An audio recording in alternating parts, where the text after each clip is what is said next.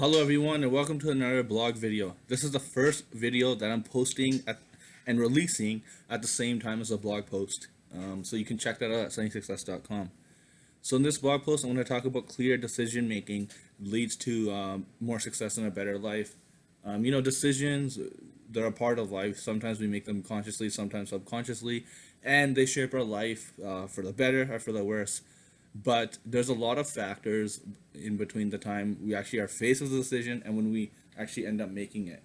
And those factors include insecurity, self-doubt, influence, fear of failure, fear of change.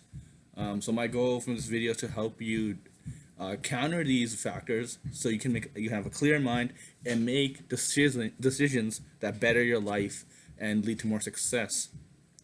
So before I go any further, one thing I do want to mention is that these factors are all in your control. Yes, they're all in your control.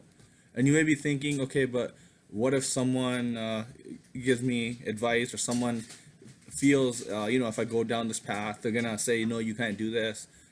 You're not going to be successful. You might get negative feedback. But remember, I'm not saying what they're saying is in your control. Obviously, what anyone says, they say. But when you're in control in that situation is you have the ability to take that response. So if someone says to you, you're not going to do well in this decision, or you're making a career change, which will be one example to talk about later. You're going to make a career change. It's not going to be a good change. You can't control what the person said, but you can control the way you take that.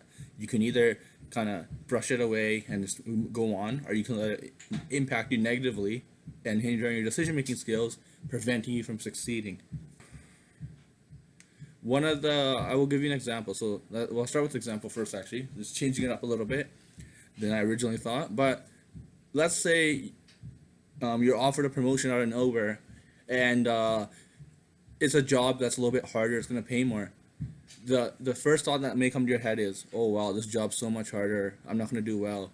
That's natural and all.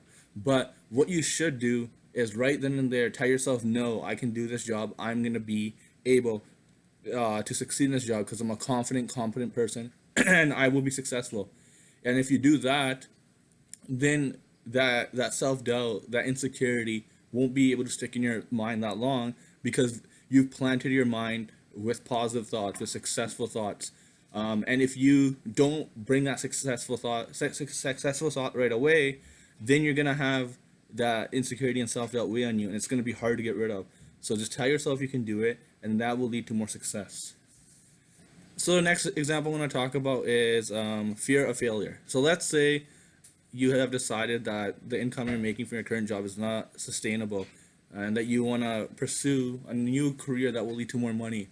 And initially you're going to have the thought of, oh wow, this is a big risk. What if I don't succeed in this new venture? What if I have to go to school in the meantime and work less and I'm going to lose money? Or what will others say of me? Things like that. That does come in. But like I said with the job example, when those thoughts come up right away, tell yourself, no, I will do well. I will succeed. Nothing's going to stop me.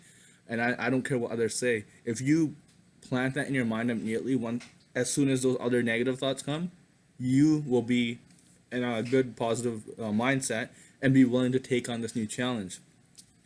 But there's also times where you might do halfway. So for example, let's say your goal is to make a career change, but then you make one, but it's not as dramatic. So let's say you want to go to a job that's going to pay you. Your goal is to go to a job that's going to pay you $20,000 more, but the margin of error for that and the margin of failure is very high, so you don't take that risk. So instead, you take one that only offers you 10,000 more. You did kind of be successful in that role, but your fear of failure prevented you from being from reaching your full potential and being successful. So in situations like that, you got to think of it that way. Are you really making a change to better yourself, or are you just doing it because you're a little bit scared? So make sure you get that out of the way. And how you get out of the way is, if you do fear that you're not going to succeed, use that as motivation. Think of the worst case scenario of your fear of failure. Thinking about, okay, what if I don't have enough money to pay my bills because I went to school and I don't earn that much money. Plant that in your head and then use it as motivation and tell yourself, I'm gonna work so hard that I won't even come to that situation, that I won't even be in that predicament. So use that as motivation. And if others are telling you you're not gonna do well, use that as motivation too. Use that anytime you feel like quitting. Use that anytime you're scared or think like, this is too hard. What am I thinking? Why did I take on this new job? Think of those things, and that will help fight that fear. So next, I'm gonna talk about the fear of what if and having regret. There's whether we like to admit it or not, we all have regrets, and we kind of in retrospect look back on and say, what, I wish I would have done that. But think in your life now, and think of your life going forward. Has the fear of failure, has the fear of change held you back because you just didn't have that courage to make that decision to better your life, and now you're looking back on it now and saying, why did I do that? And my answer to that is, what you should do is just take the risk. Taking the risk is better than doing nothing at all, because even if you do fail, like I've said before, you still gain the experience, you learn more about yourself, and it might launch you into somewhere else. And think of it this way, wouldn't you rather regret the things that you tried and failed than the things you failed to try? Think about that. So the next one, I talked about the fear of change. I won't really dedicate too much to it, because the principles I said about fear of failure can be applied to fear of change. It's a lot of the same stuff. So just use those principles that I talked about when referring to countering change when it comes to decision making.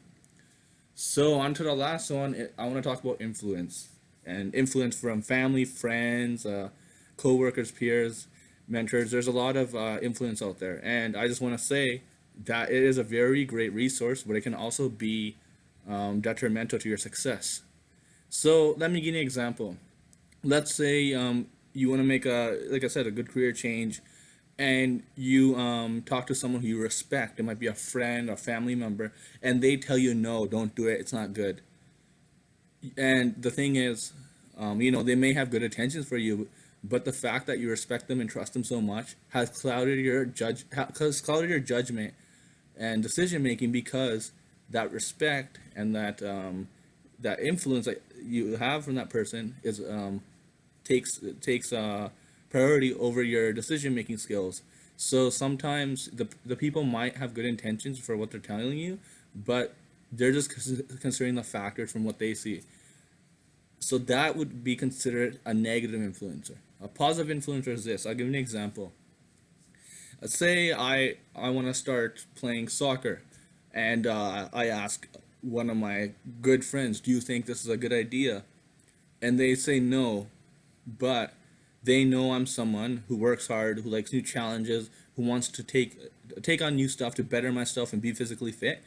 They will say, listen, I don't think it's a good idea, but I know the way you are, this may work for you. I think you can do it. That's a positive influencer. They're taking into consideration you as a person, your values, your principles. Whereas the first example, the negative influencer, is just looking at you yourself, the person, and not necessarily looking at your work ethic or looking at who you are as a person.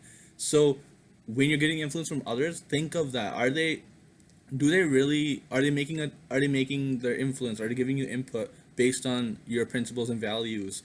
Are they saying yes, no, don't do that because they don't think you can do well? Or are they doing it because yes, they know your values, they know your principles, and they're giving you the best advice? So always, the best way to know if it's negative influence or positive is have a set principles, have set values of yourself. You got to know yourself. That comes from self improvement, self awareness. Know what your principles and values are, and kind of distinguish the advice, the influence they're giving you. Is it positive influence or negative influence? Making and decision making is very difficult, especially when it's life altering. But there are a lot of decisions in life that hold us back from being the best person we can be, the most successful we can be. And I hope with the tips I've given you to deal with the most common factors, that you can do so, and you can make decisions that hopefully better your life and lead to more success. Until next time, thank you.